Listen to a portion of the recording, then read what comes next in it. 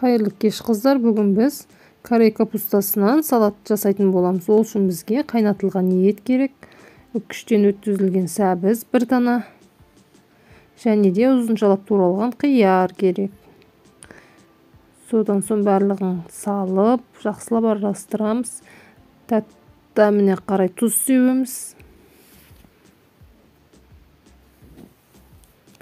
Мынау чим-чим приправасын қосамыз. Содан соң жақсылап араластырып, қазір қыс мезгілі ғой, далаға қойып қойсаңыздар да болады, холодильникке қойып қойсаңыздар да болады. Приправа өз-өзінің сөлін шығарып, дәмі кіргенше жақсы болады. Дайындап көріңіздер, өте тез әрі жылдам дайындалады. Кез келген капуста жарай береді, өзіміздің кәдімгі домалақ капустадан да жасай берсеңіздер болады. Міне салатымыз дайын болды. Өте дәмді, әрі тез, жылдам. Әсіресе мынау диета ұстап жүрген жандарға жақсы көмектеседі.